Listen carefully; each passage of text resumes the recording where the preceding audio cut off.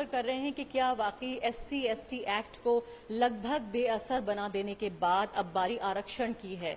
क्या सरकार जो हायर एजुकेशन इंस्टीट्यूशंस हैं, जो उच्च शिक्षण संस्थान हैं, वहाँ जो आरक्षण है ओबीसीज के लिए और दलित्स के लिए, क्या उन्हें बेअसर बनाने की तैयारी कर रही है? क्योंकि आसार तो इस तरह के नजर आ रहे हैं। जो यूनिट है अभी आरक्षण के लिए फिलहाल जो सेंट्रल यूनिवर्सिटीज हैं उनमें उस यूनिट को डिपार्टमेंट बना दिया गया है, यानी कि जो सीटें बनाई जाती हैं, रिजर्व की जाती हैं SC/ST और ओबीसीज के लिए, उसकी तादाद कम हो रही है। किस तरह से ये काम हो रहा है और किस तरह से असर डल रहा है, यानी कि आरक्षण हो भी और उसका असर खत्म हो जाए, जिस तरह से एक बड़ी एक जो है वो योजना काफी सालों से नजर आ रही है। हमारे साथ देवाशीष मौजूद हैं, दलित कार्यकर्ता हैं, एक्टिविस्ट हैं। उनसे ही जानने की कोशिश करेंगे कि क्यों वो ऐसा कह रहे हैं कि अब बारी SC/ST एक्ट के बाद आरक्षण पर आ गई। और ये भी हमें नहीं भूलना चाहिए कि आरक्षण को लेकर अभी पिछले कुछ दिनों में ही एंटी रिजर्वेशन रैलियां देश के कई कोनों में, कई हिस्सों में देखने को मिली हैं। देवाशीष, क्यों आप ये कह रहे हैं कि अब यूनिवर्सिटीज में जो है वो बारी आ गई है कि जो टीचिंग स्टाफ है या दूसरे जो स्टाफ है उनके लिए रिजर्वेशन जो है बेअसर हो रहा है? देखिए, यूजीसी ने एक सर्कुलर जारी किया और उसके लिए आधार बनाया कोर्ट का डिसीजन।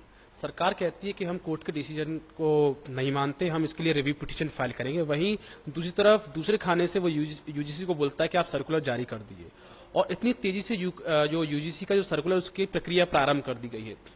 अब वो कह रहा है कि पहले बेस यूनिट यूनिवर्सिटी हुआ करती थी, जैसे मान लीजिए कि 50 यूनिवर्सिटी में 50 लेक्चरर की पोस्ट के लिए वैकेंसी निकली तो उस पर रिजर्वेशन अप्लाई होता था। तो उस रिजर्वेशन अप्लाई होने का सिस्टम ये था सीधा सीधा कि हर चौथी सीट ओबीसी के लिए आरक्षित होगी, हर 7वीं सीट एससी के लिए आरक्षित होगी और हर 11वीं सीट एसटी के लिए आरक्षित होगी। अब उसमें उन्होंने यूनिट को बदल दिया है। अब यूनिट डिपार्टमेंट होगा, यूनिवर्सिटी नहीं होगा, डिपार्टमेंट होगा। तो डिपार्टमेंट में एक भर्ती, दो भर्ती ज्यादा से ज्यादा होती है। जब तक आपके पास मिनिमम चार वैकेंसी नई पोस्ट नहीं होंगी तब तक आप उसको ओबीसी के लिए आरक्षित नहीं करोगे। जब तक आपके पास मिनिमम 7 नहीं होंगे तब तक एक एससी के लिए पोस्ट नहीं निकलेगी, और जब तक मिनिमम आपके पास 11 सीट नहीं होंगी तब तक आप एसटी के लिए कोई सीट बुक नहीं कर पाएंगे। तो इस तरीके से नलिफाई किया गया है। मेरे पास यहाँ पर बाकायदा डॉक्यूमेंट्स हैं आपके पास जिनके साथ हैं। देखिए, ये इंदिरा गांधी राष्ट्रीय जनजाति विश्वविद्यालय का अभी पोस्ट वैकेंसीज निकली हुई हैं, ठीक है। इसमें 52 वैकेंसी प्रोफेसर्स की निकली हैं, 52 वैकेंसी निकली है एसोसिएट प्रोफेसर की। और आप इग्नू की वेबसाइट पर जाके देख सकते हैं, जो बता रहे हैं देवाशीष, आप खुद जाकर इग्नू की वेबसाइट पर देख सकते हैं। बिल्कुल, ये ऑफिशियल एडवर्टाइजमेंट है और ये ट्राइबल के लिए है, आप समझिए। अब ट्राइबल के साथ में ट्राइबल यूनिवर्सिटी में पढ़ाने के लिए आपको कुछ ट्राइबल प्रोफेसर तो चाहिए, लेकिन इसमें हंसने वाली बात यह है कि 52 में से 51 सीटें अनरिजर्व कोटे की हैं और केवल एक सीट ओबीसी के लिए है, यानी एससी और एसटी के लिए 0 सीट्स हैं। इसके साथ ही ये इकलौती ऐसी यूनिवर्सिटी नहीं है, इसके अलावा तमिलनाडु यूनिवर्सिटी का भी, ये देखिए तमिलनाडु यूनिवर्सिटी का भी वैकेंसी निकला हुआ, ये भी केंद्रीय विश्वविद्यालय है। इसमें आप देखिए कि प्रोफेसर के लिए 13 वैकेंसी निकाली गई है, 13 की 13 अनरिजर्व्ड।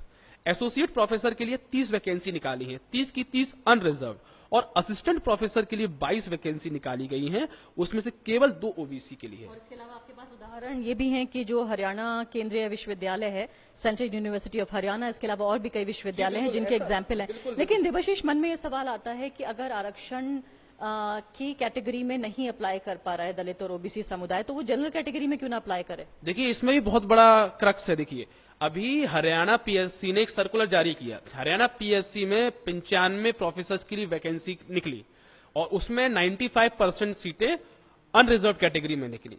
अब वहां पर रिजर्वेशन का पालन नहीं किया गया, नए तरीके से रिजर्वेशन खत्म कर दिया गया।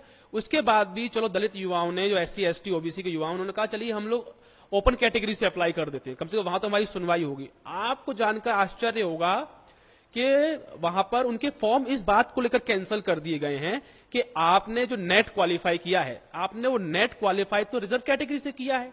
तो अगर आपने एक रिजर्वेशन का कहीं भी इस्तेमाल किया है, अपने पूरे कार्यकाल में अगर रिजर्वेशन कहीं भी इस्तेमाल किया है, तो आप ओपन कैटेगरी से अप्लाई करने के आप वो अप्लाई नहीं कर सकते आप। यानी उनके इस आधार पर उनके फॉर्म ही कैंसिल कर दिए गए हैं। तो ये तो पहली नजर में घोर अन्याय का मामला मालूम होता है। देवाशीष, क्या ये खबर आप ही को पता है या आपको लगता है कि दलित समाज और ओबीसी जो समाज हैं उनके बाकी लोग भी इसको लेकर चेत रहे हैं और बात करने की कोशिश कर रहे हैं? देखिए, यूनिवर्सिटीज में इस बात को लेकर, सेंट्रल यूनिवर्सिटीज में बात को लेकर बहुत आंदोलन हो रहा है।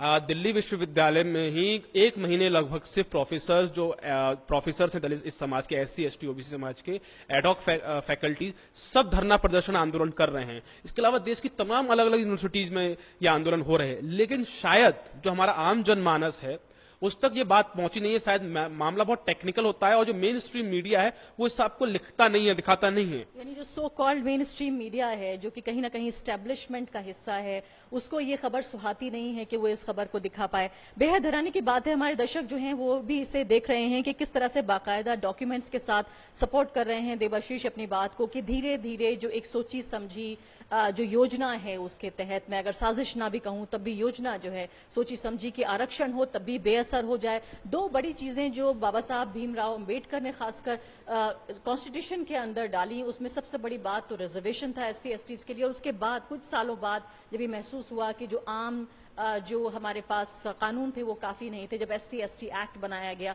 अभी फिलहाल इसको लेकर एक बड़ी बहस है कि क्या वाकई जो डाइल्यूशन हो गया है, जिस तरह की शर्तें लगाई गई हैं SC ST एक्ट में, उसके बाद लगभग बेअसर हो गया है। और अब आरक्षण को लेकर जिस तरह की बात देवाशीष बता रहे हैं, कहीं ना कहीं ये एक लॉन्ग टर्म में लंबे समय के लिए चिंताएं जरूर पैदा कर रहा है। शुक्रिया देवाशीष आपका। Thank you. देखिए एक चीज